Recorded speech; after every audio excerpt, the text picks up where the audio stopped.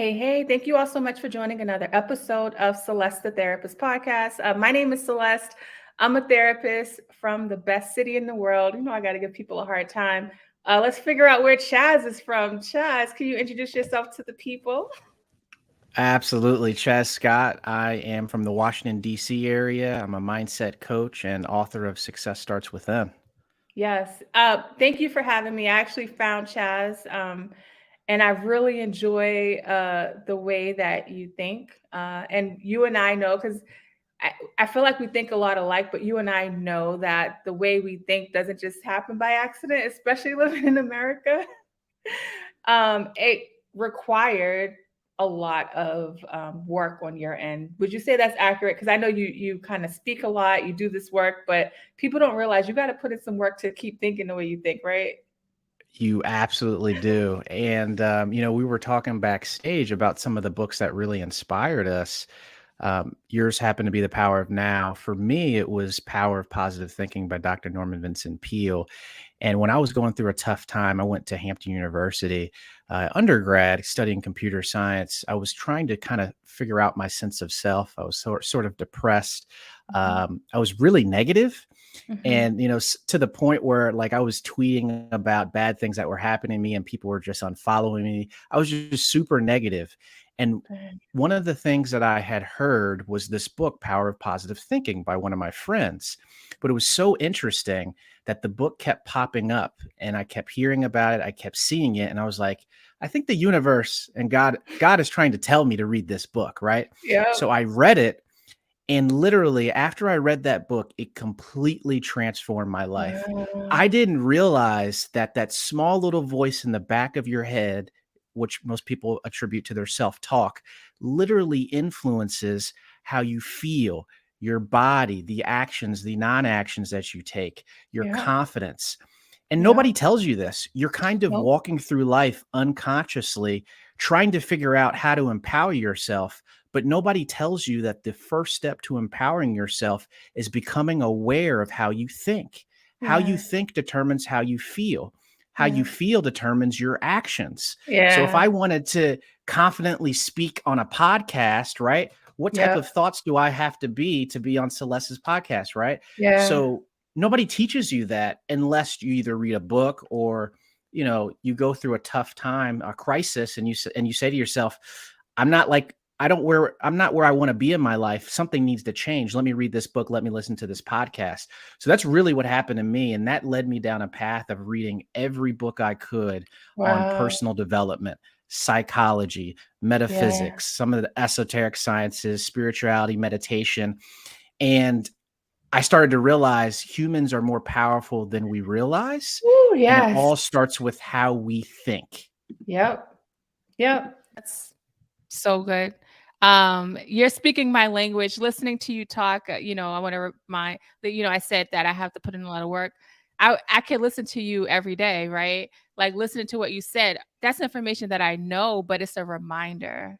We don't live in a society that talks about empowerment, self-empowerment. It doesn't, there's no reason why we shouldn't know like that little voice in our head matters. But why wouldn't it matter if we're with ourselves 24/7? Of course it's gonna matter, right?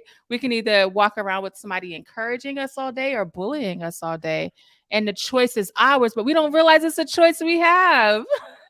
Exactly, exactly. We're always 2 steps behind, and to your I point, know. we have to be our biggest cheerleader. If Yeah. the voice inside of our head isn't the biggest cheerleader for ourselves, how do you expect anybody else external from you to cheerlead for you? But also, Chaz, if the voice that's in our head is not our biggest cheerleader and it's a bully, our mind doesn't know any, it's just doing what we're telling it to do. So it's going to keep finding ways to keep us in that mindset. Right. And that's something that we'll talk about. But before, this is so dope. I love like these kind of conversations. It's rare you meet people that be on that wavelength. But clearly, Chaz didn't always think like this. So tell people a little bit about your upbringing, and kind of like how you got to the point of getting into college. Yeah, no worries. So, I grew up as actually a military brat. So, my father was in the Air Force. So, he was a B-52 navigator. So, he used to fly these big, huge planes. Wow. And he was, in what do you call it? Desert storm. So anyway, I moved around a lot when I was young. So I was born in Shreveport, Louisiana, moved to Colorado. So I was always moving, trying to find new Wow. friends, trying to understand myself as a Black man in America. Because when you Yeah. grow up on these military bases, right, in military spaces, everybody is unique, and everybody has lots of diversity. Yep. And one of the things that you start to realize as you grow older, you're like, oh, I'm Black, they're white, they're Asian, right? At the same time, we're all just trying to live a happy life. But, that's one of the things I started to realize is I can't do things the same way that, my white friends can because of, Yeah. preconceived notions of Black men in America. But nonetheless, that had an effect on my upbringing in terms of, acknowledging police officers when I get pulled over, reaching for the wallet. And that tends to have an effect on your mental health and how you feel and your identity associated to it, right? So I'm walking into spaces where I want people to feel comfortable around me because of this negative perception of Black men. So that had an effect on my upbringing and mental health. And as I continued to kind of grow up, I went to college down in Hampton University, studied computer science, completely failed my first course, got a flat F. I didn't even show up for the final. I was depressed because the only thing that I knew I wanted to be was work in computer science and work at Apple, work at Sony, start developing these technologies. And I was like, I don't know what I'm going to do with my life. Luckily, I Dang. was able to pull through, but anybody that's been in college and trying to do the best that they can, and Yeah. you have the constant stresses of trying to figure out what's the next step for you. And then on top of that, you're still trying to figure out your identity. Right. For myself as a Black man, right? Where am I going to Right. get this empowerment? Where am I going to understand how to really, truly develop myself? And I actually found that books were one of the things that completely transformed my life, and studying how you think ultimately affects your life. But here's the thing. I'm a scientist, right? So for me, and especially, millennials and the next generation, we don't take a lot of things face value. So what we tend to do is, okay, we read a fact. Let's try and back this up. So my thoughts affect how I feel. Okay, what does science and neuroscience say? Oh, you mean when I think, a neurological pathway is developed in my brain, and every time I think that same thought and do that same action, that pathway begins to deepen, and it makes it easier to go along that pathway, which also thus makes it easier for me to have that action. Oh, these are how habits are built. Oh my goodness, Yes. these are how your brain is built. And if that's the case, then I can have more control over that if I have repetitious actions. This is why Yeah. affirmations, meditation, exercising, many of these wellness practices can really excel your performance. But not only that, obviously your well being, which is really what I talk about in my book. Yeah. And when it comes to the things that can, thank you for sharing about your upbringing and the things that can enhance our wellness. You mentioned three, and these are things that you talk about on your platform as well. But I do want you to kind of expand a little bit because these are things that I do all the time that you talk about, but I don't always feel like doing them. The reason why I continue to do them is because I recognize the power that I have. I also recognize I tell people there's a lot, especially being Black in America, there's just a lot going against us. So why continue to allow that to happen? Nobody would choose to be depressed. Nobody would choose to be anxious or choose to feel stuck. But when we look at our actions, it's like we're making a choice because we know there's so many forces against us. Why is it powerful for us to think about like this idea of moving our body, like, keeping these practices in place? Yeah, no, I mean, we have to start with self-care, right? The subtitle of my book I intentionally came up with, it's about achieving your potential through radical self-care. And that means doing these integrative practices that can truly elevate who Yeah. you are and truly bring out your authentic self. Yeah. Now, for me, I have a consistent morning routine. It starts with a mile run. It starts with meditation after that. And then I also do 20 minutes of reading. For me in the mornings, that really fills up my cup so I can abundantly pour into others. Right. So Also, if, also, Mhm. I want to know what you said to let people know about the science behind moving your body first thing before you're starting your day, why that can be powerful. Oh, absolutely. So, I mean, this, which is when you wake up in the morning, your cortisol levels, the stress hormone, is really high in the morning. So, if you do an exercise, it can be aerobic, it can be yoga, it can be stretching. If you do something to really calm down your body and that cortisol hormone, that actually helps you regulate the stress that you may accumulate throughout your day. But the best thing that you can do is win the morning, win the day. And I always like to say is if I get my morning routine in, the rest of the day, I can almost levitate over stress, right? So what does that mean for me in America, right? As a Black man going out into this world and doing the best that I can be with what I have to be able to manage stress. I have to be able to manage my self-talk. I have to be able to manage my nervous system. If somebody cuts me off in the middle of the road on 495 in Washington, D.C., and say, you know what? I'm going to say a prayer for him. He may be headed somewhere. He may be upset. I'm not going to unconsciously bring that negativity to my household, to my wife, or to my workplace. I have control over my destiny, not an external event. So we have to flip the script and basically say to ourselves, there are these integrative practices that you can do to heighten your states of awareness so you are in control of your life. Yeah. My book is really about empowerment, but through these integrative practices that can really excel your performance and well-being. Yeah, I love that. That's good. So and then with your morning routine, because you talk about what you do, have there ever been days you don't feel like doing your morning routine? 100%. Typically, if I'm up late, it's really hard for me to wake up in the morning. But to your point, you brought it up, which is for me, I don't like to take things face value. So I did a lot of research on why morning routines were important. I need compelling research to kind of give me that why, right? Mhm. So I found out that many successful people like Tim Cook, CEO Yep. of Apple, Chris They Jenner, wake if up people early. are motivated by that, right? Oprah, um, Barack Obama, Michelle Obama, all of these individuals have this one habit that they do, which is a morning routine in the morning. Yep. And they're usually split up between meditation, exercise, and or reading.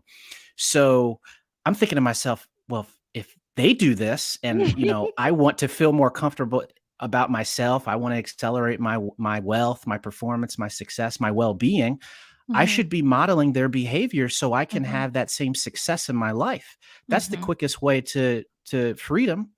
So anyhow, I started to find that compelling evidence as well as the science behind it. Mhm. Um, one thing that I'll bring up, you mentioned exercise. Here's something that's really important, right?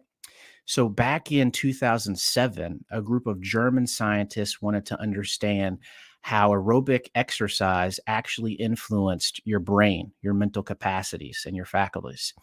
So what they actually did was they had two groups of people. One group of people studied new vocabulary words before working out. The second group studied the new vocabulary words after working out. Okay. Mhm. The group that studied the new vocabulary words after they worked out memorized the new vocabulary words 20% faster. Why am I Wow. telling you this? Because put your well being first. If you exercise first, before that task, before the day starts, it accelerates your performance, it accelerates Mhm. your concentration Mhm. so you can get to your goal faster. Yeah.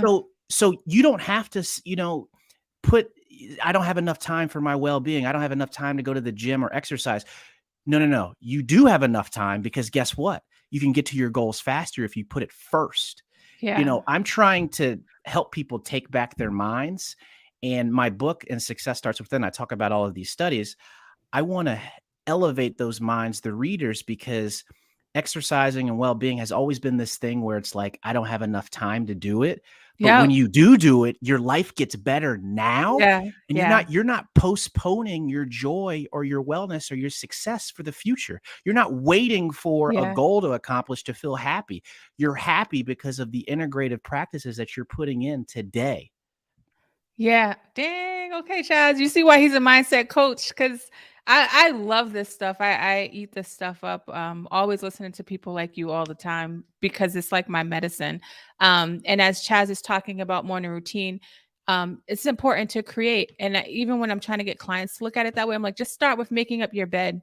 I read this book about 10 successful habits of successful people. And I remember they talked about making up their bed. And I was like, just start there. Because if you're trying to build habits, is not going to come together in a nice, neat little package, right? It's the little things we do. And guess what? Your mind, I love the fact that you study the mind, right? Because I've learned this just from my own life and my changes I made and working with people. I say your mind starts to fall in line with the direction and you start to build confidence that you're capable. But if you create these unrealistic goals and try to do everything at one time and it doesn't work, then you lose that confidence. But if you just start with making up your bed, 15 minutes earlier, even if it's not even if you don't have money to go to the gym, you have 2 legs to go walk outside, right? Or get up and do a nice little stretch while you're listening to something. All of those things and these habits that you create will allow you to really create real joy inside. And I think we're so used to immediate gratification now that we don't realize the benefits of being able to like stretch it out the way you're talking about. Yeah, that's true. I love the fact that you talked about the strategy of making up your bed. When I was going through a tough time, in my journey of life, I started reading all this research, but I wasn't taking any action. And I was kind of depressed and trying to figure out my place. And I had a nonprofit where we were putting together these mental wellness workshops in Baltimore and DC for underserved youth. And I was trying to manage that as well as my full-time job. I was just burnt out and I didn't know how to increase the quality of my life right now, as well as my performance. And one of the best things that I heard was making up my bed. It's so small, but So it is small. it's a little win that can Yeah. really give you the momentum into your Yes. day to say, Yeah. yes, I did that. Yo. Now that may sound small, but it really accelerates you and just gives you the momentum to just get a quick win in the morning. If you win the Yes. morning, you win the day. Yeah. Oh, I love that. So I want to talk about the book, but before I go there, when did you realize you wanted to be an author, or is it something you've always wanted to do? I know you've read a lot of books. We probably read a lot of the same books, honestly, because I'm all about mindset and growing, and it's important. It's important for me. But when did you decide that you wanted to be an author? So I'm glad that you brought that up. I have read a lot of books and I know that you have too. But when I started reading these books, I started accumulating a lot of knowledge. And I said to myself, well, if they can do it, I can do it. Right. I could Mm-hmm. just put some words on paper. I don't have to make this any harder than it needs to be. Let's just put some words on paper. So Uh-huh. I literally, what had happened was, I wake up at 5 in the morning and I do my morning routine and I go on my mile run. And I was in Arlington, Virginia. I left out of my condo at 5 a.m. It was pitch black outside. And I knew I had an idea for a book. I just didn't know what. Mm-hmm. So as I'm running, I'm probably like halfway on my mile. Literally, I just get this thought of inspiration and I get so excited because this thought came to me, which was radical self-care. I was like, I don't know where this Mm. came from. I don't know what I'm going to do with this, but I ran straight home and started writing. I What? wrote I wrote for about an hour and a half, 2 hours. And Celeste, when I wrote what I wrote, I thought it was amazing. And then I look back like months from now, from that moment, and it was crap. Like that, it was terrible. I threw it away. So, and that actually was the impetus to allow me to start writing this book, which is, Yeah. Success Starts Within, Achieve Your Potential Through Radical Self-Care. And I hired a book coach because it's my first time doing this type of stuff. So you got to get the guidance, number one, Yeah. but that's how I kind of came up with the idea. So, this book is getting ready to launch. This book launches July 25th, but being able to get to that point. You did hire the book coach, but was there an emotional roller coaster as you're going through the process of writing and thinking like, do I really want to do this? Yeah, I do. Like, what was that like for you? There was a little emotional roller coaster, but I mean, let's go back to the morning routine, right? I had those habits locked in, and Yes. I talked about the study of the German scientist in 2007. So Yeah. I knew that my brain was in optimal state in certain times of the day. So after I did my morning routine, I went straight into writing, and I had this period of, I don't know, probably between 7 and 8 or 9, where I knew I was totally focused and my brain was optimized to just kind of go into flow, right? And I really was just putting it out there. I just threw it on the paper. Your job is just to throw it on the paper and then edit it afterwards, and then hire a book coach to kind of put it together. So I threw it on the paper, and there was many rounds of edits, many rounds of edits. The first time I wrote a sentence, I hated it. But what I would do was I would write down, if there was like a sentence that I absolutely know I could feel in my mind, but I couldn't put it into words, I would write down the sentence on an index card or a piece of paper, put it in my pocket, carry it with me throughout the day. I would read the sentence over and over again Wow. and try to figure out, should I put a comma here? Should I put a period here? What should I bold, right? So, my first chapter, I wanted to create like a symphony. I wanted you to read it and really get the essence of what I was feeling when I was writing it, so you could feel that empowerment, so you could get that Mm. knowledge to create change and transformation in your life. So I was really specific on the wording and how it's written.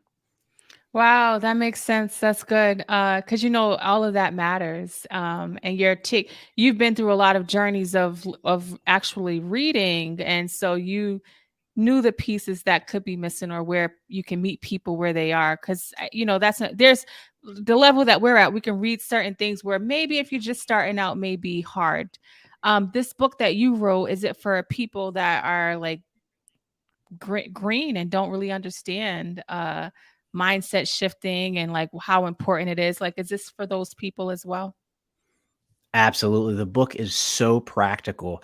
So one of the things that I really wanted to do is, That's the word I was looking for, practical. Yeah, thank you. yeah, and actionable. So every chapter I actually have exercises that you can do, Wow. that you can start to formulate in your daily life, so you can actually have change now, right? We're not waiting Yeah. for a goal to feel good about life.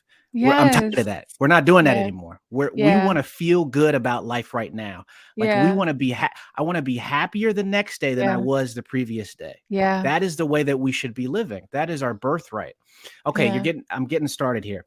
But with the book, the thing that I wanted to make sure that I could do was break down all of this mindset stuff, the neuroscience stuff, into practical language that somebody could say, I get it. I Yeah. understand me. I understand habits. I understand myself. I feel Yeah. more empowered and I can take action. That's it. So I used very Yeah. plain language. Good. I spoke directly to the reader. I Yeah. wasn't trying to put in a whole bunch of scientific language to make myself sound smart, because at the end of the day, all I want to do is help the reader have a sense of empowerment and transformation in their life. Oh, wow, I love that. And so for people that are listening, you want them to feel empowered. So they're going to leave feeling empowered, having actionable steps. Because actionable steps are, there's a lot of information. I say that all the time. There's information out there, but the missing piece for a lot of people is the action. And when we think about the action, because you are a mindset coach, so you work with people, and I know you run into this a lot. What happens when people kind of start the action and they may, go on that run and feel good, but how do they keep that momentum going? Because I know people go back and forth where they always say, like, I don't have the ability to be consistent. I'd be like, you've been consistently inconsistent. You do have the ability. We just got to like reframe that a little bit to make it about you. You go to work every day, right? There's systems in place. What part of the not being able, or people not thinking that they're able to be consistent, and what part of like the consistent action plays a role into like really creating that wellness journey that they want to be on? Well, I want to touch on what you just said, which this is a journey. We're not always going to get it right the first time. Yes. Yeah. For myself, I'll be totally vulnerable. It's been really hard for me to do my meditations in the morning because I sit crisscross applesauce in my closet, turn the lights off. I've been having issues with my back and my lower back, so it's been hard for me to run, right? But I'm on a journey. I'm not going to get discouraged. I'm going to do the best I can. I'm going to lay on the floor. I'm going to do what I can with what I have. But there's two things that I want to touch on here as it relates to consistency and habits that you talked about, which is, a lot of us, scientists are saying that 50% of our lives are totally unconscious, right? So why is that? Because your brain wants to optimize all the tasks that you're doing throughout the day, Yeah. right? So if I were to say to, have you ever seen a child, the first time that a child's trying to put on their own clothes, they're sticking their head in the sleeve. They Yeah. don't know how to do it. They haven't built the behavior and the habit. Yeah. But obviously, as grown people, right? When we walk out the door, we know not to leave with clothes on. Right. Duh. Chazz, why are you even saying that statement? Because it's a habit. These are unconscious habits that are affecting us. So the reason why I bring this up is because many of us have these deep habits that we've ingrained over time. And you are consistent. You're just consistent in the wrong things that are contributing to your life. And that's just your perspective, right? So scientists have said it takes 66 days to ultimately change a habit. And that basically reaches the point where it's kind of like a bell-shaped curve where the task is hard, but then it reaches a state of kind of automaticity where it doesn't require any conscious thought to take action on the habit. So it's easier, right? Yeah. But here's one of the things I want to talk about, because a lot of people attribute motivation with consistency and all this stuff, right? So with motivation, Ralph Waldo Emerson said it best: do the thing, and then you'll get the energy to do the thing. Why am I saying this? Okay, let's go to science. Scientists have confirmed that if you're interested in working out or writing that book, just open up your laptop and start typing. Yeah. If you're interested in working out, just tie your shoes and just get out the door. Yeah. Because science says the dopamine, that motivation hormone, surges in your brain after you start. Yes. Do not wait for motivation to take the task or take the next step. Yeah. Take the first step and then the motivation comes, right? So this is how neuroscience is practical, where we can use it in our lives so I can have a better understanding of myself, so I can live my life to the fullest potential. So it's a journey. Motivation comes after you start a task, and just start small, as you mentioned. Just start small, because it builds up over time. And then pretty soon you'll realize, wow, it's getting easier. I'm building that neural pathway, and it's getting deepened and deepened. And that other pathway, that neural pathway that was connected to maybe a bad habit or something that you didn't want, gets harder for you to do because you've been implementing this new habit in that new pathway. So that's how the brain works. Yeah. And initially at the beginning of that process, there's an internal battle. I tell people there's a real internal battle happening because your old system is trying to stay in competition with what you're doing, which is where the systems and the discipline can come into play. Because if you are just hoping it happens on a whim, like you listen to this podcast and you're like, you know what, I'm going to start tomorrow. If you don't put nothing in place, you're not going to consciously remember, because the old system is still like kind of heavily, right? And in the forefront. Yeah, 100%. And for anybody that's listening to this podcast, if they're motivated and want to take action, the first thing that you should do is get out your phone, go to your calendar, and say, what are you going to do next? From this hour to this hour, 9 to 10, I'm going to work out. I'm going to start writing that book. I'm going to start that podcast. Yeah. That's what you're going to do. You got to take aggressive action to build that momentum. So I love that and agree with that. And also I want to say, prior to this, you said, I've been having some back issues. I like to be in the closet, crisscross with my meditation. You notice Chazz had to make adjustments. I got to lay on the floor. It's not the way I would prefer to do it. And I think I know sometimes barriers come into play. Why is it important to like acknowledge the barrier, but also like make the adjustment? Because I think people get stuck in, oh, well, my back's hurting, I can't do it. And it's like, well, what can you do? Right. Well, I think it really is that mindset shift. And, when you start to kind of pay attention to what you're thinking and what bubbles up to the surface, through times of stress or through times of discontent, you start to realize, wait a minute, is this thought true? Do I really have to believe in this thought? Yeah. I think there's something I can do here that can really help me, even though my back hurts or even though I don't have enough time to do this. So you start to change the conversation in your head. And I think it's critical that we pay attention to some of those thoughts because, as you mentioned, many of our thoughts are just like programs of things that we've heard from our parents, our teachers, how we grew up. And if Yeah. you start to engage in, positive self-talk, and I talk about affirmations and meditation, you'll change that conversation in your head. And, even when stress and adversity arises, you'll be able to adapt. Yeah. And that's the key, right? I'm a Yeah. mindset and resilience coach, you know, and I read the book Power of Positive Thinking, right? So, you know, one of my nicknames, that because I do these youth seminars with youth in Baltimore and DC, but one of my nicknames is Mr. Positivity, right?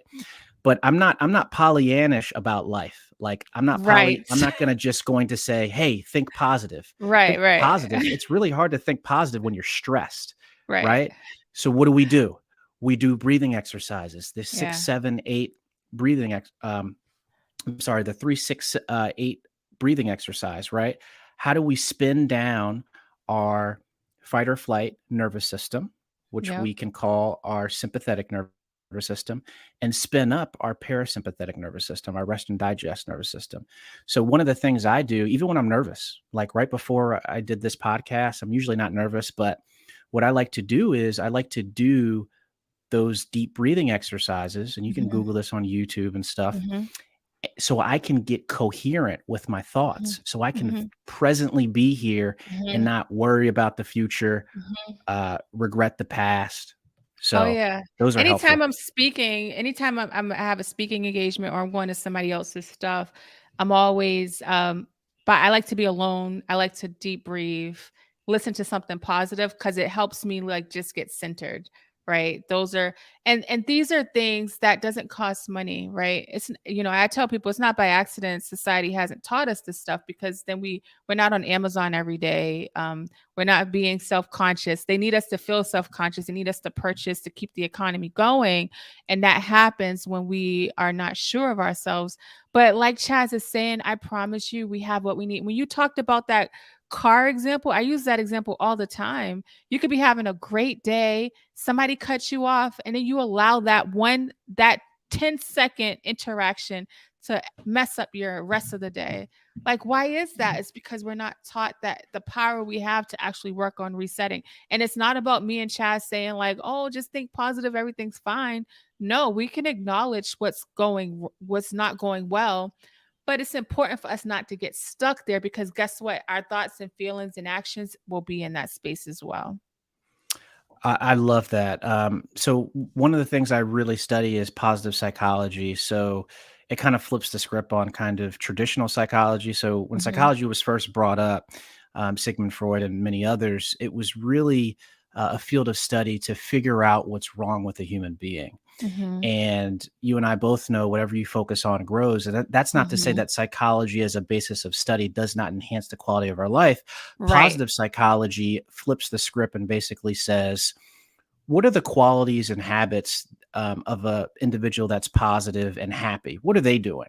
Let's study that and then replicate that in studies. And then those studies are actually put together for different types of therapies. So Martin Singelman out of UPenn really kind of brought positive psychology into fruition. And for me, I've always kind of definitely in college and before that, I was kind of like a pessimist. Like I would try to Oh, lower the bar. wow. I would try to lower the bar of expectations in my life just so, I wouldn't be upset if things Wow. didn't pan out.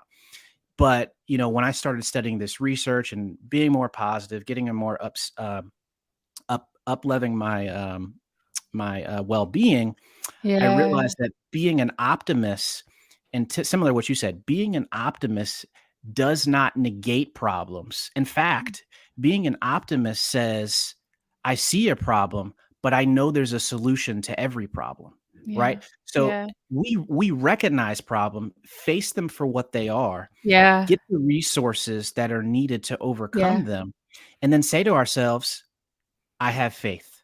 Yeah. I can overcome. Yeah. Right? In any situation in your life, whether it be in your relationships, whether it be in your budgeting, your finance, whether it Yeah. be on the job in your career, whether it be in your health, there Mhm. are resources out there to better your life. And what Mhm. tends to happen is when you're stressed, right, that creates worry and doubt. Mhm. Worry and doubt is the opposite of understanding. But when you Mhm. gain understanding of yourself and this life, this thing that we call life, you gain faith within yourself. But how do you gain faith and understanding? Through study. And Yeah. that doesn't mean just a book or a podcast. That could be prayer. That could be Yeah. meditation. That could be Yep. self-awareness. Yeah. If you study yourself, you will believe in yourself, because we are spiritual beings on this earth plane to Yeah. truly live out the fullest expression of ourselves. And if you begin to study yourself, you will start to know yourself. You will start to have faith in yourself, and you Mhm. will really actualize your potential on this earth plane. Yeah, you're right. And it's so powerful to name the thing that you're dealing with, right? If you try to ignore it, I'm putting that for people that aren't watching, I'm putting that in quotations because you can't ever ignore your system doesn't ignore it. It just gets deposited somewhere in us and then our lens on life starts to look like that. And we'll never see our potential. The one of the areas finances, I've never knew about finances. I didn't grow up in that system. And when I was trying to work on it, I had a lot of shame, a lot of guilt. But once I faced it, I always tell the story and started to working with bill collectors. It's not that like my credit score went up to 800, but I felt so much better because accepted the fact that I didn't know.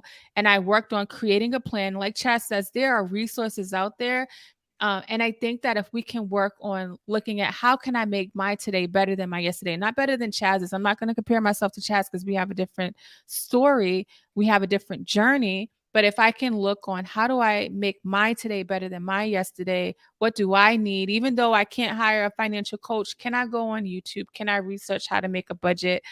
These little things, like it doesn't change. And I think for some people, it's like, well, my credit score is not going to be better tomorrow, or I don't have. Where am I going to get all this money to pay this? If I could put $5-10 on this bill, like I'm gonna do that because it's going to get me further along than where I was. I think creating that mindset it will be so much better. But in this day and age of like social media and quick fixes, and I think people struggle with that. But if we can work on shifting and looking at like this is about my journey, my growth. Does that make sense? It does. It does. And one of the things I kind of say to myself as an affirmation is, and I would strongly encourage the listeners to, which is, my past results have no effect on my future results. I'm in Yep. the present right now. I can make a decision that's going to change my Yeah. life. Yeah. And, when we talk about small changes in our lives, they can have a huge effect. And I'm thinking of It an can. example for myself. I mean, you can think about relationships, right? Yep. Um, One of the things that, you're not really taught how to have a good marriage, how to have a good Nope. relationship. So you have to read books, right? So an example would be, right? Most women know this, but when women approach a man and the woman is upset about a certain problem, the woman is looking for compassion and understanding. The Mhm. man wants to try and fix the problem. Logic, yeah. Mhm. Okay? If I continue to operate like that, the relationship's Yeah. going to get worse. I'm Yeah. going to think that I'm a bad person. I'm going to think, Mhm. my significant other's a bad person. But hold Mhm. on. If you illuminate this knowledge and gain understanding, read a book, right? Men are from Mars, women are from Venus. That's a good book on relationships. If I read that book, that widens my awareness, that Yeah. gains me a new understanding of how relationships and how men and women work. Mhm. And then when my significant other approaches me with an issue, I say to myself, she's not looking for an answer. She's looking for compassion, empathy, and patience. Mhm. Guess what? the relationship got better because I Mhm. gained new knowledge and Mhm. studied myself and studied the issue that I had in my life. And that's Yeah. just an example for one area of your Yes. life. To your Yep. point, as it relates to budgeting and money, even for myself, I when I was graduated from school, I lived in Arlington, Virginia. I had a beautiful high-rise apartment that looked over the Potomac River in Washington D.C. I Wow. had a 2011 BMW, and I had the job that I wanted. Right. Here's the thing, Celeste. I was not managing my money. I Right. was paying my rent out of my savings account. Right. What? Right? So who does that, right? But I didn't know. I didn't know. It was ignorant. Right. I was ignorant. I Yeah. was Yep. not knowing. But when I study finances, if I pick up a book, I Yep. say to myself, wait a minute, separation of money is key. Oh Yeah. my goodness, light bulb, awareness. There's the light. That's how the Bible starts. There's the light, awakened. Guess what? I can have a new train of thought that is in alignment to what Yes. I want. Yeah. We got to give ourselves grace. I think that's important, and that's something that we don't do enough. And so it's really important for us to think about that. But your book is coming out soon. And so I wanted to share the picture. Um, I have it up. Let's see if I can get it on the screen. Chrome tab. Okay, here it is. So you have this book coming out, Success Starts Within. Really excited for it because I'm always recommending books about self-development and motivation. You're the first, like, I've read a lot of books, but you're the first person been able to, like, I mean, I'm gonna get your book, but just to be able to interview you and hear you, because I know if I ever had the chance to interview these people that like motivate me like this, I would be excited. So the fact that I got to like meet with you and I'm going to get your book and be able to share with others is truly amazing. So it's going to be on Audible. Oh, it's going to be on Audible. Oh, wow. Okay. I just realized that. Oh, yeah. Amazon, Barnes and Nobles, Target. How are you feeling about this? I'm excited, Celeste. Yeah. I think you heard my This is story, but when I was writing my book, I sent it to 55 different agents and publishers. yeah. 54 of them said no. I got one yes of this publisher. And you got to keep going. This is a message that I believed in because this knowledge really helped me um, really encourage myself and improve my day-to-day living experience and not wait for it, right? But one of the things that I thought was critically important, especially as an African American in America, Yeah. I was reading a lot of personal development books, but it never had the lens from an Right. African American perspective. Right. Right. And I wanted to really integrate a lot of that perspective into the book in a self-help Nice. personal development book Yeah. because I was listening to Tony Robbins and all these Right, people right, right. and I'm thinking to myself, you don't understand what we go through in Right, America. right, Like, right, right. Some of the you know, stories you I'd be like, like, don't get me yeah. wrong, they can be motivated, but some of them I'm like, yeah, my people ain't really gonna be feeling that part. Right, right. And there's lots of unconscious biases and Yeah. implicit biases that affect our outcomes in life. And Yeah. Yep. that's the reality, but we have to be aware of them and then figure out how to maneuver. So this book, Exactly. I told it with a lens of I the love Black that. experience in America. And I Yeah. think this is one of the few books where you kind of have that and have the neuroscience, have the practical Right. language.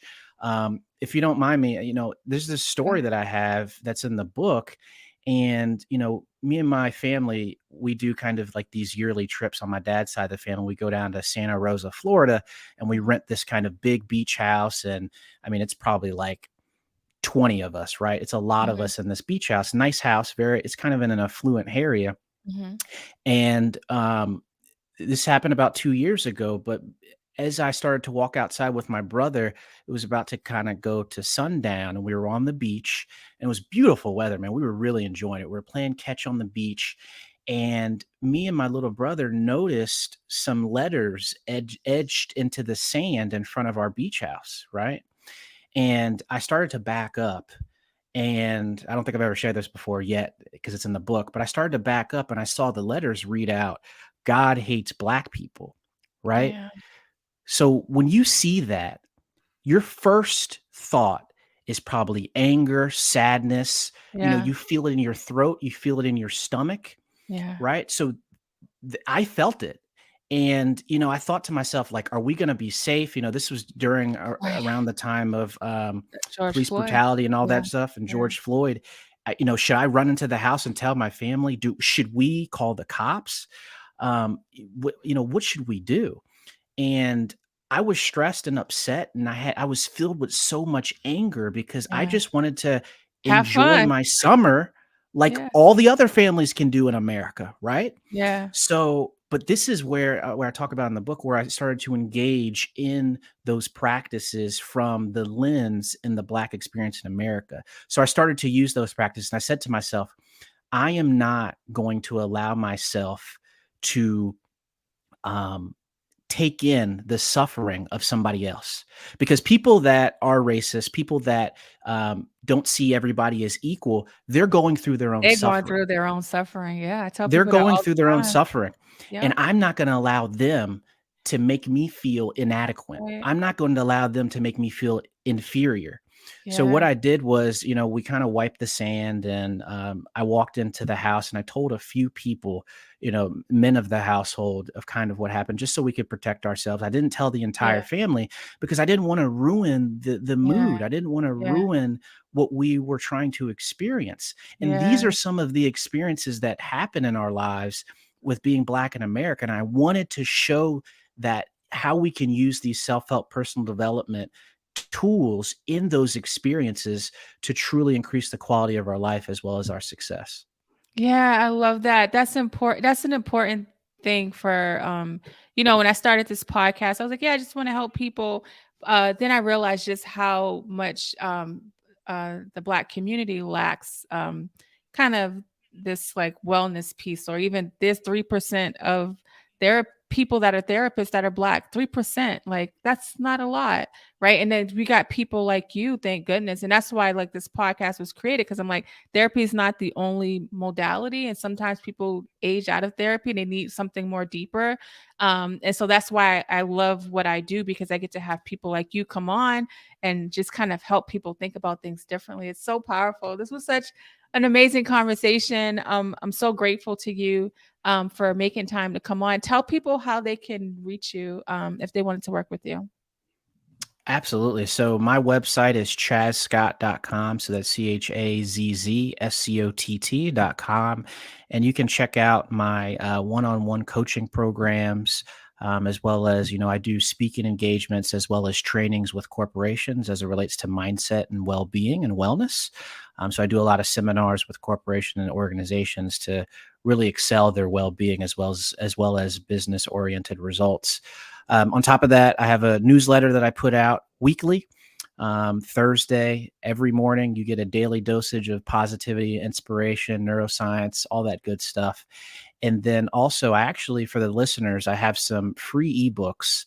If you go to chazzscott.com/free books, I have free ebooks that can help you accomplish more in less time. How to use the law of attraction to make yourself irresistible in your professional and personal life. Just many things that I use in my own life to really excel our wellness and well-being. So just offer that to anybody as well. I love that. And you see, he got the free ebook. So if there's a financial barrier, like tap in. I told people when I couldn't afford to go to the gym, I was on YouTube. When my kids went to sleep, I was in my living room. And I'm grateful because I didn't realize I didn't realize how much people struggle with that until I went to practice and started working with people. But that's just been my mentality. I'm grateful for that. And we all have the ability to have that mentality. But I've tried not to get stuck in the barriers, because in my mind, probably growing up in church helped, because I always felt like there was something better for me. So I didn't get stuck in my circumstances. And so, you know, I just want to challenge people to like take this, if this spoke to you, to really take it and, like you said, grab your phone and what's the next thing I'm going to do? And when you do that thing, what's the next thing I'm going to do? Like really create an intentional plan so you can work on empowering yourself and not allowing the circumstances to take you under. So thank you. Thank you, Chazz. I appreciate you. I appreciate you, Celeste. Thanks for having me on. And